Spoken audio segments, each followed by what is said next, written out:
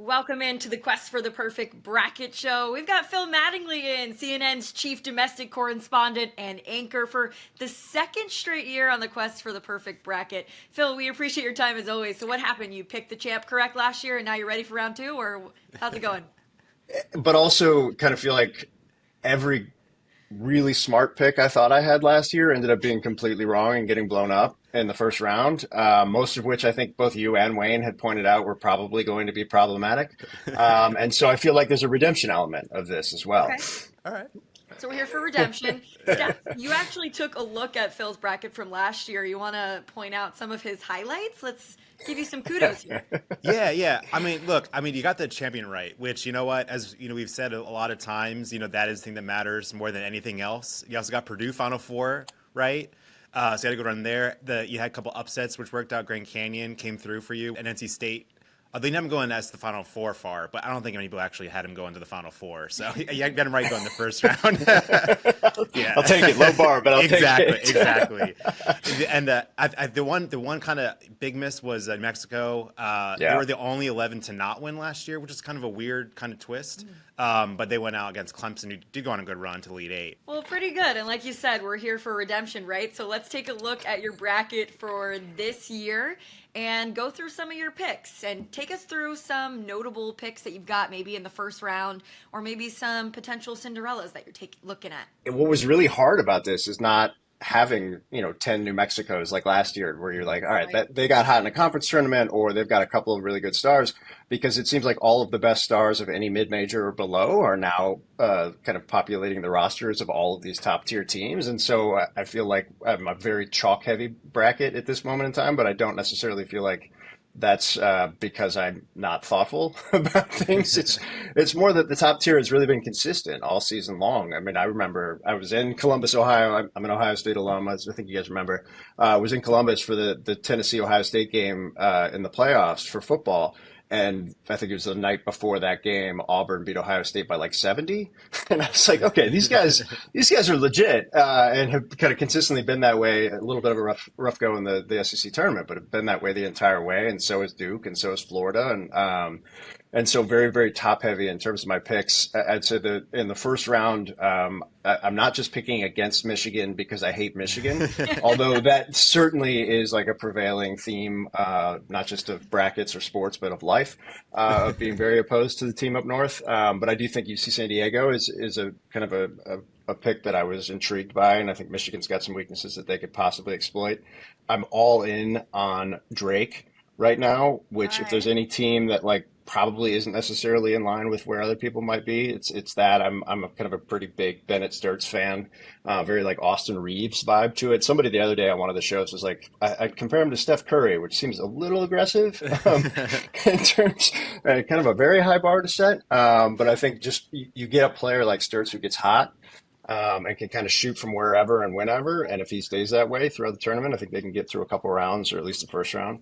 Okay. But other than, I mean, I don't know, with apologies for lack of general excitement, but like you watch through the conference tournaments and there wasn't, other than the SEC being absolutely stacked, which is still like a perplexing moment that we're in right now, especially as a big football guy. I just feel like the top tier, the ones and two seeds across every single kind of region are elite this time around. Okay, so who do you have going to your Final Four and why? Like, why were those your picks? Were there any you were kind of going back and forth on? My Final Four is 3 SEC teams, which, again, as a Big Ten guy, from an Ohio State guy. yeah, like I hate it. I don't want to do it. I thought the SEC tournament this year was like as good as it was going to get, and it was, what did they get, 14 teams in or 13 teams? And I think I saw something where their rankings by region are either as good or better than they were in the actual SEC tournament, which is kind of a great window into just the dominance of the conference in basketball this year. I've got Auburn and Florida coming through. Obviously, Florida had a great run in the tournament. I actually think Auburn is a better overall team. And so I've got Auburn beating Florida in their side of the Final Four. And then I've got Duke coming through, assuming Cooper Flag comes back and is healthy by round 2 or round 3. I think they should be fine. And then Tennessee just I wasn't really hot on them until the tournament, and then they've had a really great year, but they just looked really, really great throughout the tournament, really solid, kind of all phases of the game. But I think I'll have Duke knocking them off, and then I've got Duke. It's been funny to me, and I'd be interested in your guys' thoughts on this. I feel like Flag gets hurt. They still managed to win the ACC, which is no small feat, and nobody's really picking them to win at all right now. And I'm not really sure what that is attributable to, but I think as long as Flag comes back and is healthy and can play, I still think they're the best team in the country. Well, Stats, you have some of the data of I do. how people Yeah. are Oh no, picking this is people. going to implode my thinking, isn't it?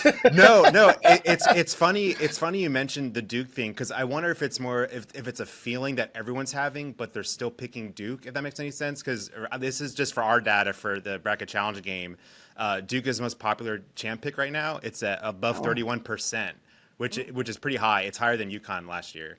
So I kind of wonder if it's because the Duke name, I think, carries a lot. Even if Duke was not a 1 seed, I think they'd be picked pretty high. They're always usually higher than I don't want to say should be picked, because that implies that a team shouldn't be or shouldn't be picked at a certain level. But they're always very popular to go far, even with the seeds not as high as other teams are.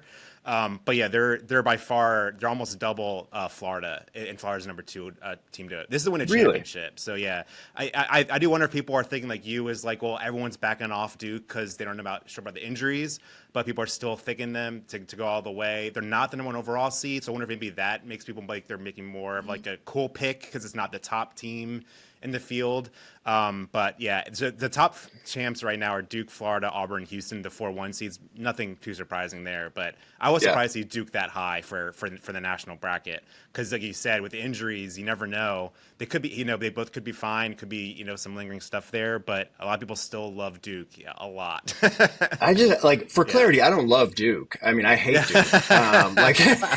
Like anyone who grew up in the Laker era, you either love Duke forever or they're like your arch nemesis, and I'm on the nemesis side, not because I have any issues with them. Yeah, it's like I don't really want to pick them. Well, Phil, basically you created this bracket against your will. I mean, yes, yeah. This is the struggle I have. My 9-year-old son, who became like a huge Auburn fan, which is strange for me and uncomfortable. But as long as it's not football related, I'll allow it. Because they don't actually have a choice in football. Like, you are an Ohio State fan, and that's it, or else you're sleeping outside. And so he Janai Broom is like his guy, and he's like all in on Auburn and was crushed when they lost in the SEC tournament. And so his bracket, I think, is probably better than mine because I think he's probably watched more. Like, we had a really difficult time with the new playoff system in football. I didn't really get a chance to key into basketball season, and I'm not even going to talk about Ohio State season, but until that was kind of over. The transition into now's the time I focus on basketball and I actually understand what's going on happened like a month later than it usually does. Thank you, Ohio State Buckeyes, for winning the national title.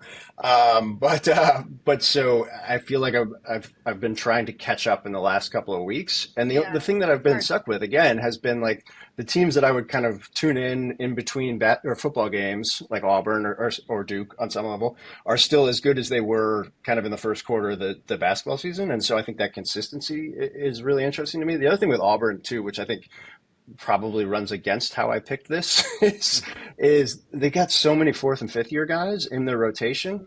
And you always wonder, okay, is that going to be a determining factor against a team that's driven by youth like Duke or something like that? And I think the one thing that I get stuck on in this moment in college sports is does that even matter anymore? Particularly in basketball.